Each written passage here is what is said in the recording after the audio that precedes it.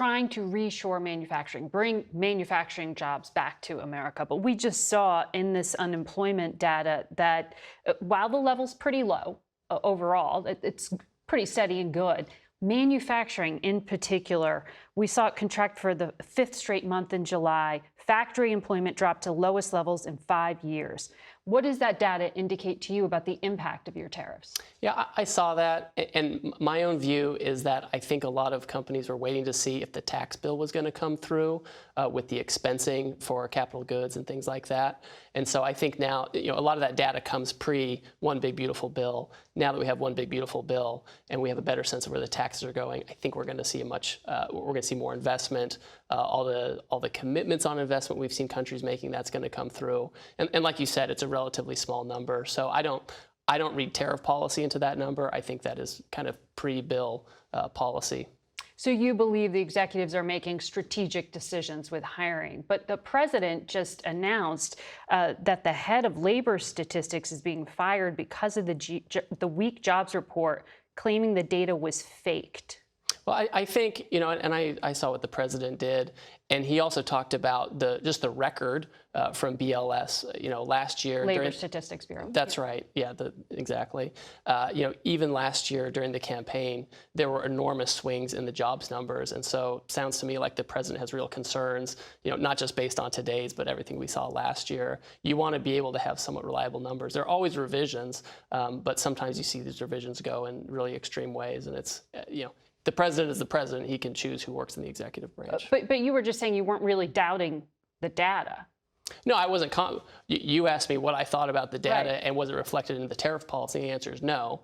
I mean, my view is to the extent that there's some kind of information about manufacturing jobs, I think that we're going to see a big increase in manufacturing jobs now that we have the One Big Beautiful Bill passed, now that we have the expensing going in, and I think that our manufacturers know that they have a clear and certain path forward on that now. Are you confident, though, because you have to deal in legal terms, in details, with facts and data when you are negotiating a legal agreement? Do you trust that if you bring hard data to the president, he takes your counsel, even if it's an inconvenient fact? Always, yes. I mean, I spend many hours with the president almost every day, and that's what we're talking about is data. We're looking, and I'm on the trade side, of course, and we're looking at import figures, export figures, investment levels, et cetera. And that's how we're making this decision. So I'm very comfortable with that. So you've seen that Apple estimates for the full year tariffs are going to cost them more than $1 billion. For the automakers, GM, Stellantis, Ford, they all came out and said they are going to take a hit from this.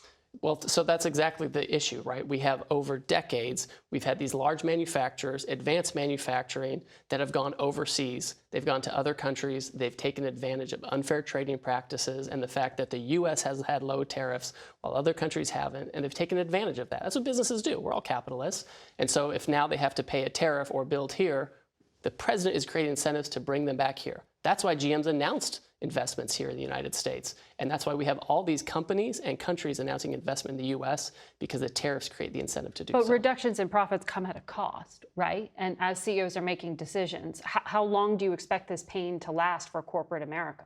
Well, again, when we look at the numbers and the data, we're seeing predictions of more investment here. That's what we want. The president isn't doing this so much for the companies. He's doing it for American workers who have seen their jobs offshored to Mexico, to Vietnam, to China.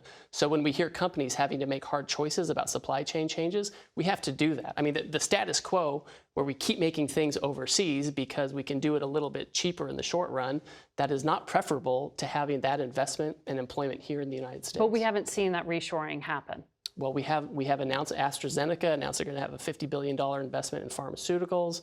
GM has announced $5 billion. Hyundai Steel has said they're going to do a $21 billion investment in Louisiana.